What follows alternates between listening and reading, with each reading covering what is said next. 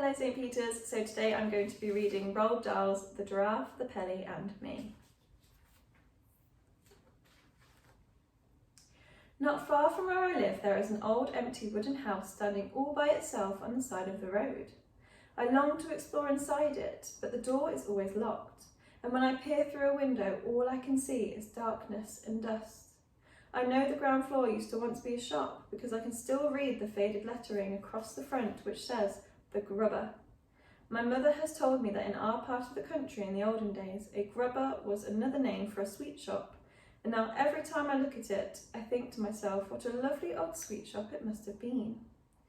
On the shop window itself, somebody has painted in white the words "For Sale." One morning I noticed that "For Sale" had been scraped off the shop window, and in its place somebody had painted "Sold." I stood there staring at the new writing and wishing like mad that it had been me who had bought it, because then I would have been able to make it into a grubber all over again. I've always longed and longed to own a sweet shop. The sweet shop of my dreams would be loaded from top to bottom with sherbet suckers and caramel fudge and Russian toffee and sugar snorters and butter gumballs and thousands of other glorious things like that. Oh boy, what I couldn't have done with that old grubber shop if it had been mine.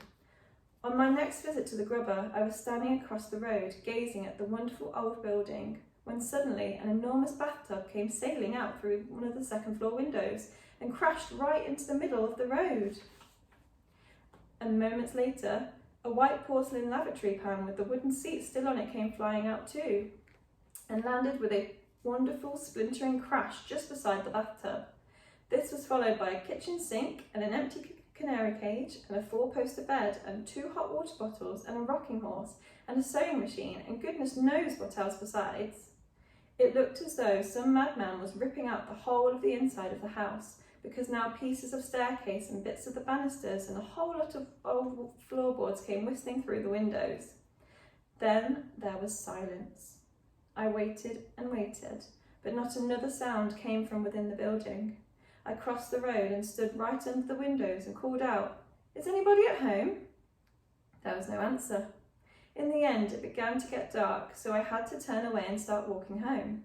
But you can bet your life nothing was going to stop me from hurrying back there again tomorrow morning to see what the next surprise was going to be. When I got back to the grubber house the next morning, the first thing I noticed was the new door. The dirty old brown door had been taken out, and in its place someone had fitted a brand new red one. The new door was fantastic. It was twice as high as the other one, and it looked ridiculous. I couldn't begin to imagine who would want a tremendous tall door like that in his house, unless it was a giant. As well as this, somebody had scraped away the "Sold" notice on the shop window, and now there was a whole lot of different writing all over the glass. I stood there reading it, and trying to figure out what on earth it all meant. I tried to catch some sign of sound or movement inside the house, but there was none, until all of a sudden, out of the corner of my eye, I noticed that one of the windows on the top floor was slowly beginning to open outwards. Then a head appeared at the window. I stared at the head, and the head stared back at me with big, round, dark eyes.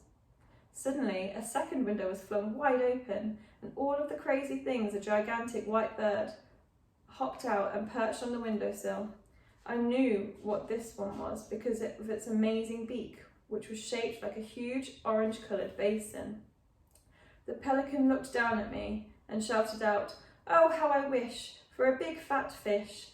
I'm as hungry as ever could be. A dish of fish is my only wish. How far are we from the sea?" "We're a long way from the sea," I called back to him, "but there is a fishmonger in the village not far away." "A fish what?" "A fishmonger." "Now what on earth could that be?" asked the pelican. "I have heard of a fish pie and a fish cake and a fish finger, but I've never heard of a fishmonger. Are these mongers good to eat?" The question baffled me a bit, so I said, "Who's your friend in the next window?" "She's the giraffe," the pelican answered. "Is she not wonderful? Her legs are on the ground floor and her head is looking out at the top window.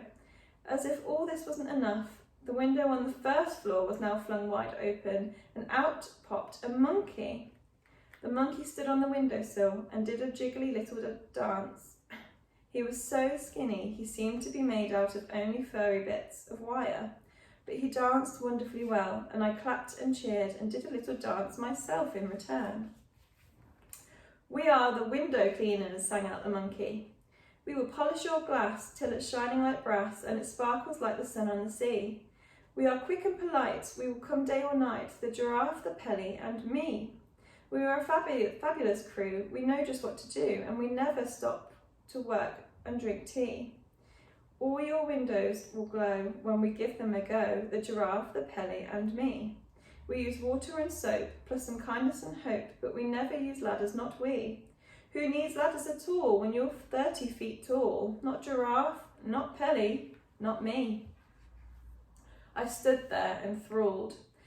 Then I heard the Giraffe saying to the Pelican in the next window, "Pelly, my dear, be so good as to fly down and bring that small person up here to talk to us."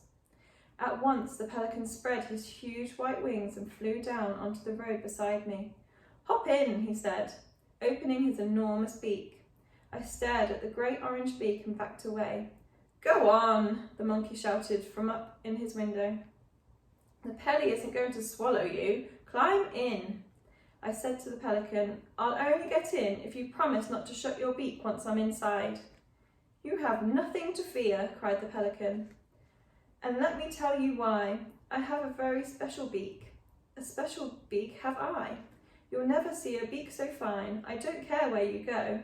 There's magic in this beak of mine. Hop in and don't say no." "I will not hop in," I said, "unless you swear on your honour you won't shut it once I'm inside. I don't like small dark places." When I have done what I am just about to do," said the Pelican, "it won't be able to shut. You don't seem to understand how my beak works." "Show me," I said. "Watch this," cried the Pelican. I watched in amazement as the top half of the Pelican's beak began to slide smoothly backwards into his head until the whole thing was almost out of sight. "It bends and goes down inside the back of my neck," cried the Pelican. "Is that not sensible? Is that not magical?" "It's unbelievable," I said. "It's exactly like one of those metal tape measures my father's got at home. When it's out, it's straight. When you slide it back in, it bends and disappears." "Precisely," said the Pelican. "You see, the top half is of no use to me unless I'm chewing fish. The bottom half is what counts, my lad. The bottom half of this glorious beak of mine is the bucket in which we carry our window cleaning water. So if I didn't slide the top half away, I'd be standing around all day holding it open. So I slide it away for the rest of the day. Even so, I'm still able to speak. And wherever I've flown, it's always been known as the Pelican's patented beak. If I want to eat fish, that's my favourite dish. All I do is give it a tweak. In the blink of an eye, out it pops and they cry, it's the Pelican's patented beak." "Stop showing off down there," shouted the monkey from the upstairs window. "Hurry up and bring that small person up to us. The Giraffe is waiting." I climbed the big orange beak, and with a swoosh of the wings of the Pelican, he carried me back to his perch on the windowsill. The Giraffe looked out of her window at me and said, "How do you do? What is your name?" "Billy," I told her. "Well, Billy," she said, "we need your help, and we need it fast. We must have some windows to clean. We've spent every penny we had on buying this house, and we've got to earn some more money quickly. The Pelly is starving, and the monkey is famished, and I am perishing with hunger. The Pelly needs fish, the monkey needs nuts, and I am even more difficult to feed. I am a geranious giraffe, and a geranious giraffe cannot eat anything except the pink and purple flowers of the tinkle tinkle tree. But those, as I'm sure you know, are hard to find and expensive to buy." The Pelican cried out, "Right, now I'm so hungry I could eat a stale sardine." Has anyone seen a stale sardine or a bucket of rotten cod? I'd eat the lot upon the spot. I'm such a hungry bod. Every time the Pelican spoke, the beak I was standing in jiggled madly up and down, and the more excited he got, the more it jiggled. The monkey said, What Pelly's really crazy about is salmon." "Yes, yes," cried the Pelican, "salmon, oh, glorious salmon. I dream about it all day long, but I never get any." "And I dream about walnuts," shouted the monkey. "A walnut fresh from the tree is scrumptious, galumptious, so flavoury, savoury, so sweet to eat that it makes me all wobbly just thinking about it." At exactly that moment, a huge white Rolls Royce pulled up right below us, and a chauffeur in a blue and gold uniform got out. He was carrying an envelope in one gloved hand. "Good heavens," I whispered. "That's the Duke of Hampshire's car." "Who's he?" asked the Giraffe. "He's the richest man in England," I said. The chauffeur knocked on the door of the grubber. He looked up and saw us. He saw the Giraffe, the Pelly, the monkey, and me all staring down at him from above. But not a muscle moved in his face. Not an eyebrow was raised. The chauffeurs of very rich men are never surprised by anything they see. The chauffeur said, "His Grace the Duke of Hampshire has instructed me to deliver this envelope to the Ladderless Window Cleaning Company." "That's us," cried the monkey. The Giraffe said, "Be so good as to open the envelope and read us the letter." The chauffeur unfolded the letter and began to read. "Dear Sirs, I saw your notice as I drove by this morning. I have been looking for a decent window cleaner for the last 50 years, but I have not found one yet. My house has 677 windows in it, not counting the greenhouse, and all of them are filthy. Kindly come and see me as soon as possible. Yours truly, Hampshire." That, added the chauffeur in a voice filled with awe and respect, was written by His Grace the Duke of Hampshire in his own hand. The Giraffe said to the chauffeur, "Please tell His Grace the Duke that we will be with him as soon as possible." The chauffeur touched his cap and got back into the Rolls Royce. "Whoopee!" shouted the monkey. "Fantastic!" cried the pelican. "That must be the best window cleaning job in the world." "Billy," said the Giraffe, "what is the house called and how do we get there?" "It's called Hampshire House," I said. "It's just over the hill. I'll show you the way." "We're off," cried the monkey. "We're off to see the Duke." The Giraffe stooped low and went out through the tall door. The monkey jumped off the windowsill and onto the Giraffe's back. The pelican, with me in his beak hanging on for dear life, flew across and perched on the very top of the Giraffe's head, and away we went.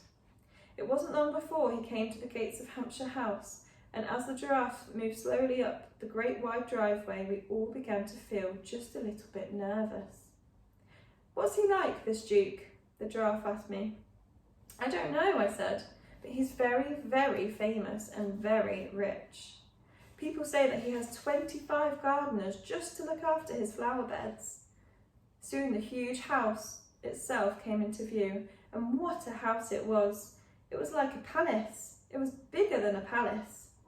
"Just look at those windows," cried the monkey. "They'll keep us going forever." Then suddenly we heard a man's voice a short distance away to the right. "I want those big black ones at the top there of the tree." The man was shouting, "Get me those great big black ones." We peered around the bushes and saw an oldish man with an immense white moustache standing under a tall cherry tree and pointing his walking stick in the air. There was a ladder against the tree, and another man, who was probably a gardener, was up the ladder. "Get me those great black juicy ones at the very top," the old man was shouting. "I can't reach them, Your Grace," the gardener called back. "The ladder isn't long enough." "Gosh," shouted the Duke, "I was so looking forward to eating those big ones." "Here we go," the pelican whispered to me, and with a swish and a swoop he carried me up to the very top of the cherry tree, and there he perched. "Pick them, Billy," he whispered. "Pick them quickly and put them in my beak." The gardener got such a shock he fell off the ladder. Down below us the Duke was shouting, "My gun! Get me my gun! Some monster of a bird is stealing my best cherries. Be off with you, sir. Go away, they're my cherries, not yours. I'll have to shoot you for this, sir. Where is my gun?" "Hurry, Billy," whispered the pelican. "Hurry, hurry, hurry." The Duke was shouting to the gardener, "Get me my gun. I'll have that thieving bird for breakfast. You'll see if I don't." "I've picked them all," whispered the pelican. At once the Pelly flew down and landed right beside the furious figure of the Duke of Hampshire, who was prancing about and waving his stick in the air. "Your cherries, Your Grace," I said as I leaned over the edge of the pelican's beak and offered a handful to the Duke. The Duke was staggered. He reeled back and his eyes popped nearly out of their sockets. "Great Scott!" he gasped. "Good Lord, what is this? Who are you?" And now the giraffe and the monkey, dancing about on her back, emerged suddenly from the bushes. The Duke stared at them. He looked as though he was about to have a fit. "Who are these creatures?" he bellowed. "Has the whole world gone completely dotty?" "We're the window cleaners," sang out the monkey. "We'll polish your glass till it's shining like brass and it sparkles like sun on the sea. We will work for your grace till we're blue in the face, the giraffe, the Pelly and me." "You asked us to come and see you," the giraffe said. And we'll pause it there, and I will read you the second half of the book next time.